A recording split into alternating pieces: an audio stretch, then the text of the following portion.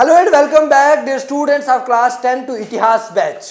इतिहास batch 2026 career making institute के द्वारा वो इनिशिएटिव है जिसमें हम क्लास 9 और क्लास 10 की कंप्लीट, चाहे फिर वो सीबीएसई, नॉन सीबीएसई या फिर कोई और बोर्ड हो, जेके बोर्ड्स, उन सब का कंप्लीट सिलेबस ही नहीं लेकिन कंप्लीट प्रिपरेशन जो है वो करवाएंगे, जिसमें डिफरेंट टीचर्स अपने अपने सब्जेक्ट पढ़ा रहे हैं और मैं एसएसटी पढ़ा रहा हूं। और एसएसटी में आज हम शुरू कर रहे हैं जियोग्राफी क्लास 10 की। क्लास 10 जियोग्राफी का जो पहला चैप्टर है वो है resources and development. Resource and development या रिसोर्स एंड डेवलपमेंट। बेटा आज हम जो पढ़ेंगे वो पढ़ेंगे रिसोर्सेज होता क्या है और रिसोर्सेज की क्लासिफिकेशन क्या क्या है वो डिस्कस करेंगे। सबसे पहले resource is defined as anything which is available in our environment. हर वो चीज जो हमारे इन्वायरमेंट में अवेलेबल होती है और इसके साथ साथ क्या होना चाहिए, जो चीज हमारे इन्वायरमेंट में अवेलेबल है वो सेटिस्फाई करती है ह्यूमन नीड्स को, यानी ह्यूमन नीड्स यानी हमारी जो जरूरतें होती है उनको पूरा करती है, वो रिसोर्स कहलाती है। लेकिन वो चीज क्या होनी चाहिए, टेक्नोलॉजिकली एक्सेसिबल भी होनी चाहिए और फाइनेंशियली फिजिबल और कल्चरली एक्सेप्टेबल होनी चाहिए, तभी जाके वो चीज रिसोर्स कहलाएगी। तो अब डेफिनेशन क्या याद रखनी है आपने, रिसोर्स इज एवरीथिंग, हर वो चीज विच is available in our environment, जो हमारे इन्वायरमेंट में अवेलेबल है और वो क्या करती है, विच सेटिस्फाई ह्यूमन नीड्स, जो हमारी जरूरतों को पूरा करती है, दैट इज कॉल्ड रिसोर्सेज। ये रिसोर्सेज की डेफिनेशन आ गई, साथ में आपने लिखना है बट प्रोवाइडेड दैट, वो क्या होनी चाहिए, वो हमारे पास टेक्नोलॉजिकली एक्सेसिबल होनी चाहिए, फाइनेंशियली फिजिबल होनी चाहिए और कल्चरली एक्सेप्टेबल होनी चाहिए, फिर जाके वो चीज जो है वो रिसोर्सेज में कंसीडर होगी। ठीक है। अच्छा, दूसरी चीज, अब बेटा यहां से आगे जो डायरेक्ट क्वेश्चन पूछा जाता है वो है कि रिसोर्सेज की क्लासिफिकेशन क्या है। तो सबसे पहले बेटा resources can be classified into two types on the basis of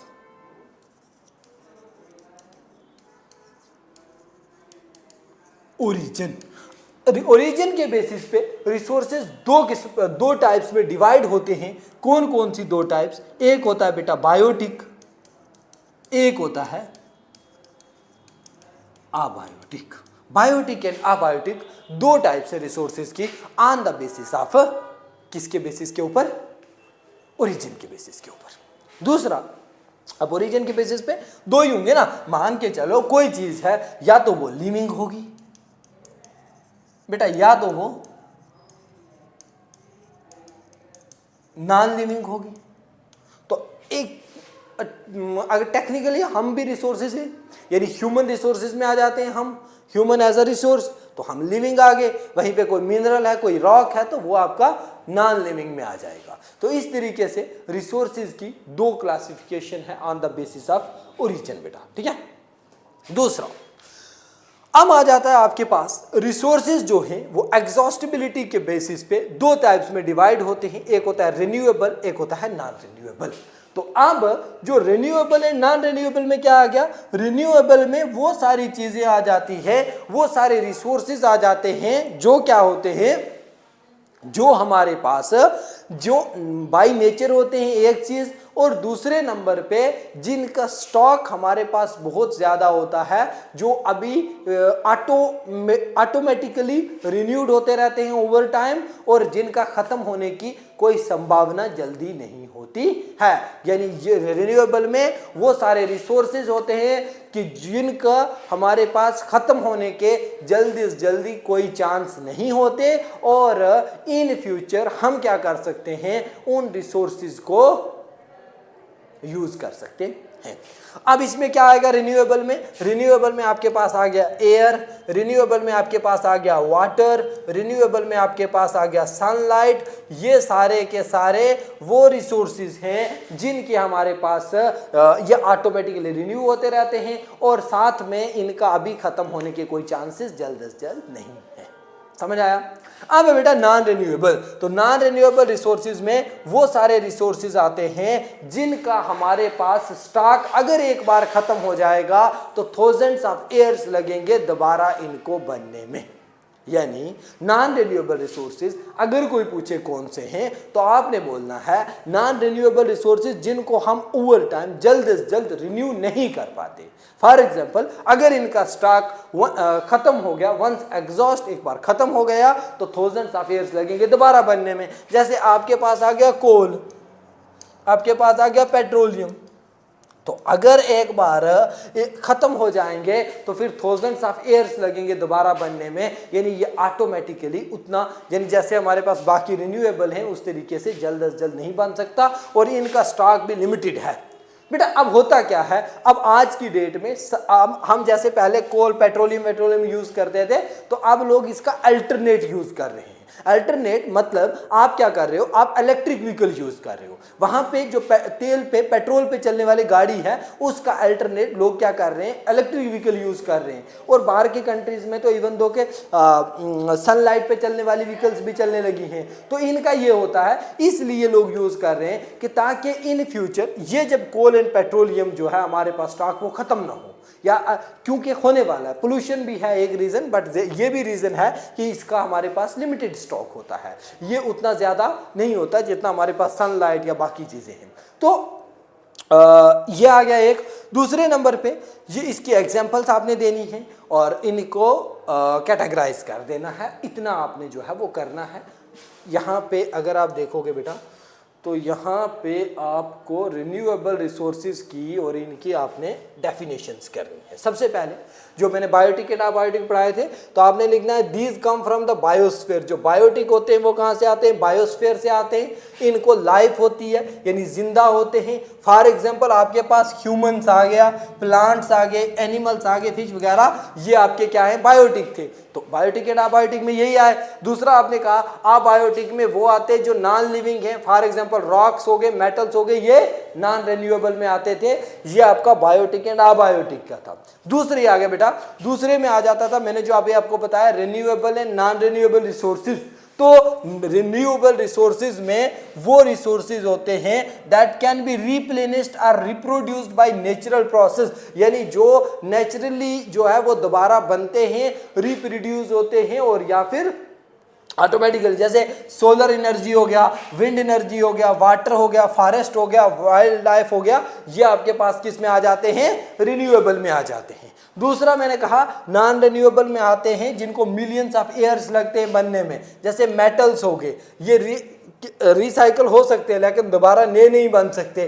fossil fuels हो गए, ये भी रिसाइकल हो सकते हैं लेकिन एक बार अगर यूज हो गए, सॉरी फॉसिल फ्यूल्स जो होते हैं ये रिसाइकल नहीं हो पाते। तो ये अगर एक बार खत्म हो गए तो फिर इसका मतलब है दोबारा नहीं बन सकते। समझ आया? अब आता है बेटा जो इसके आगे इंपॉर्टेंट एक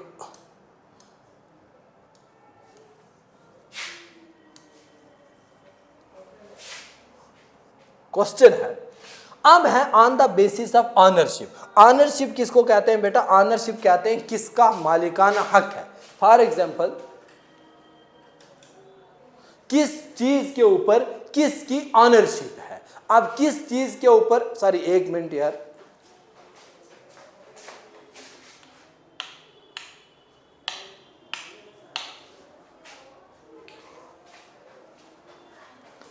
अच्छा किस चीज के ऊपर किसकी ऑनरशिप है। तो फॉर एग्जांपल हमारे पास ऑनरशिप के बेसिस पे रिसोर्सेज डिवाइड होते हैं 4 टाइप्स में। कितने टाइप्स में? 4 टाइप्स में। सबसे पहले बेटा आता है आपके पास इंडिविजुअल रिसोर्स। इंडिविजुअल रिसोर्स होते हैं जो आउंड प्राइवेटली होते हैं। फॉर एग्जांपल पर्सनल लैंड है, हाउस है, वेल्थ है, ये किसी एक के हैं तो इनको हम क्या कहेंगे?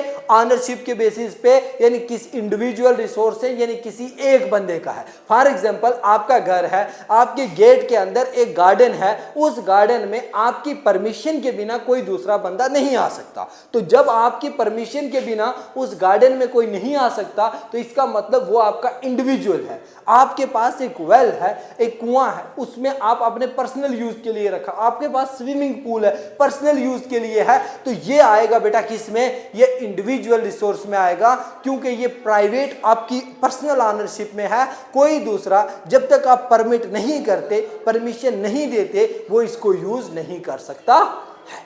समझ आया? दूसरा होता बेटा कम्युनिटी ओन्ड रिसोर्सेज। ये वो रिसोर्सेज जिन पे सारे के सारे कम्युनिटी के लोग जो हैं, सारे पार्टिकुलर एरिया में रहने वाले सारे लोगों का इक्वल राइट होता है। फॉर एग्जाम्पल आपके पास ग्रेजिंग ग्राउंड्स हो गए, पब्लिक पार्क्स हो गया, पिकनिक स्पॉट्स हो गया, तो यहाँ पे जो भी लोग हैं वो कोई भी बंदा वहाँ जा सकता है, वहाँ विजिट कर सकता है। जैसे फॉर एग्जाम्पल पार्क है, तो आप पार्क, आपके पास घर में गार्डन था, उस गार्डन में आपकी परमिशन के बिना कोई नहीं आ सकता था। वहीं पे एक पब्लिक पार्क थी साइड पे, उस पब्लिक पार्क में कोई भी बंदा आ सकता है, आप किसी को डिनाई नहीं कर सकते, आप किसी को मना नहीं कर सकते वहाँ ना आने के लिए। मेरी बात समझ आई? तो क्या समझा? इंडिविजुअल रिसोर्स जिसमें पर्सनल ऑनरशिप होती है, किसी एक बंदे की ऑनरशिप होगी, और कम्युनिटी जिसमें सारे लोगों की ऑनरशिप होगी, कोई किसी को वहां जाने से मना नहीं कर पाएगा। समझ आया? फिर बढ़ते हैं बेटा आगे। फिर आपके पास है नेशनल रिसोर्स। नेशनल रिसोर्स में वो रिसोर्सेज होते हैं जो यानी हमारे नेशन से होंगे। फॉर एग्जांपल ये वो रिसोर्सेज जो भी कंट्री के बॉर्डर, कंट्री की टेरिटरी के अंदर होंगे। तो अब होता क्या है कि हमारी कंट्री की, जैसे कंट्री के रिवर्स आ गए, तो रिवर्स हमारे नेशनल रिसोर्स है। जैसे फॉर एग्जांपल हमारे पास मिनरल्स आ गए, तो मिनरल्स जो कंट्री की टेरिटरी के अंदर हैं वो नेशनल रिसोर्स में आ जाएंगे। इसी तरीके से जो कंट्री की टेरिटरी के अंदर बाकी रिसोर्सेज होते हैं, वाटर रिसोर्सेज या फिर लैंड के डिफरेंट पार्ट के रिसोर्सेज, वो हमारे किस में आ जाएंगे बेटा?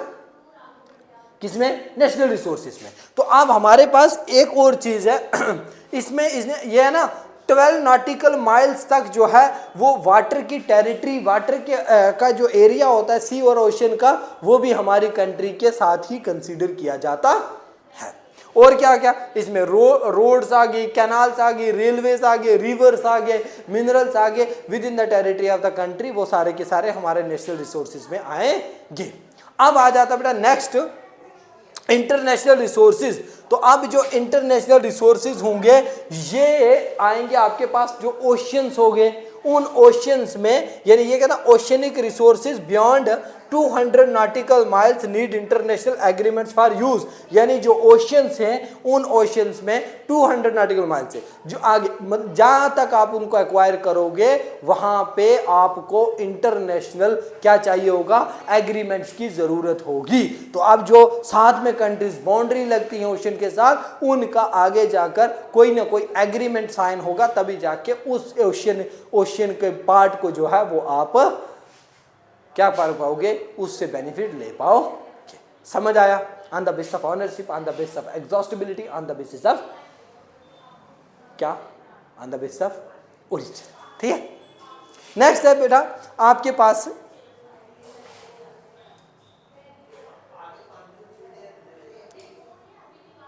नेक्स्ट है आपके पास है on the basis of status of development. Development के स्टेटस के बेसिस के ऊपर रिसोर्सेज किन किन क्लासिफिकेशन में क्लासिफाई किया जाता है, क्या क्या टाइप्स होती है उस पर। सबसे पहले पोटेंशियल रिसोर्सेज। पोटेंशियल रिसोर्सेज किसी भी रीजन में होते हैं, यानी क्या था, these exist in a region but have not been use. For example wind, solar energy Rajasthan में लेकिन पोटेंशियल है लेकिन उतनी ज्यादा यूज नहीं हुई। तो क्या आएगा? Potential resources are those resources जिनका पोटेंशियल किसी एरिया में होता है लेकिन उनको हमने यूज नहीं किया होता। दूसरा डेवलप्ड रिसोर्सेज, ये वो रिसोर्सेज है जिनका सर्वे हुआ, उनकी क्वालिटी और क्वांटिटी जो है वो लोग जानते हैं, और उसके बाद सर्वे करने के बाद एप्रोप्रिएट टेक्नोलॉजी की हेल्प से हमने यूज में लाए, यानी डेवलप्ड हो गए। एक होता है डेवलपिंग। डेवलपिंग होता है बेटा जो डेवलप कर रहा होता है, डेवलप्ड होता है जो डेवलप्ड हो गया, यानी जिसकी डेवलपमेंट होगी। तो फिर आ जाता है आपके पास डेवलपमेंट डिपेंड। अब इनकी जो डेवलपमेंट होती है डेवलप्ड रिसोर्सेज की, वो डिपेंड करती है किसके ऊपर? टेक्नोलॉजी के ऊपर। किसके ऊपर? टेक्नोलॉजी के ऊपर। फिर आता है आपके पास स्टॉक रिसोर्सेज। इन स्टॉक में क्या होता है, materials with the potential to meet human needs but without sustainable, वो रिसोर्सेज जिनके हमारे पास पोटेंशियल था, हम उनको यूज करके लोगों को बेनिफिट दे सकते थे, लेकिन टेक्नोलॉजी ना होने की वजह से या टेक्नोलॉजी उतनी ज़्यादा नहीं थी, इस वजह से उनको हम यूज़ नहीं कर पाए। समझ आया। फिर आ जाता है आपके पास रिजर्व रिसोर्सेज। ये वो रिसोर्सेज होते हैं जिनका हमारे पास क्या है, स्टॉक भी है, हमारे पास इनका पोटेंशियल भी है, हमारे पास टेक्नोलॉजी भी है, अगर हम करें तो यूज कर सकते हैं, लेकिन हमने their use not started yet. Example जैसे इनका यूज हमने नहीं किया क्योंकि हमने सोचा कि इनको हम फ्यूचर नीड्स के फ्यूचर में यूज करेंगे, यानी फ्यूचर की नीड्स, फ्यूचर जनरेशन की रिक्वायरमेंट्स को ध्यान में रखते हुए हमने इनको यूज नहीं किया। तो आपने ये भी पढ़ लिया, 4 तरह के रिसोर्सेज होते हैं on the basis of the status of development. सबसे पहले पोटेंशियल, फिर डेवलप्ड, फिर स्टॉक और फिर रिजर्व। ठीक है, तो ये 4 की 4 की क्लासिफिकेशन भी आपने अच्छे से तैयार करनी है। तो यहाँ से क्वेश्चन जो है वो डायरेक्टली सीबीएसई और जेके बोस दोनों में बनता है, इसलिए आपने इसको अच्छे से पढ़ना है, रिवाइज करना है, और अगर किसी चीज़ की आपको समझ नहीं आएगी तो डायरेक्टली कमेंट सेक्शन में पूछना है। बाकी इसके नेक्स्ट लेक्चर में हम रिसोर्स प्लानिंग और रिसोर्स डेवलपमेंट जो है वो भी करेंगे, और साथ में जब चैप्टर कंप्लीट हो जाएगा तो इसके question answers, long answer type questions, short answer, very short and MCQ सारे के सारे करेंगे, ताकि हम कंप्लीट जो चैप्टर है वो आपको कंप्लीट उसकी अंडरस्टैंडिंग हो जाए। हाँ, करना क्या है, यूट्यूब की वीडियो को शेयर करना है, चैनल को सब्सक्राइब करना है, वीडियो को लाइक, और कमेंट सेक्शन में आप बताएं कि आपको समझ आया, या फिर कोई फीडबैक देना चाहे तो वो भी दे सकते हो। बाकी thank you, have a nice day.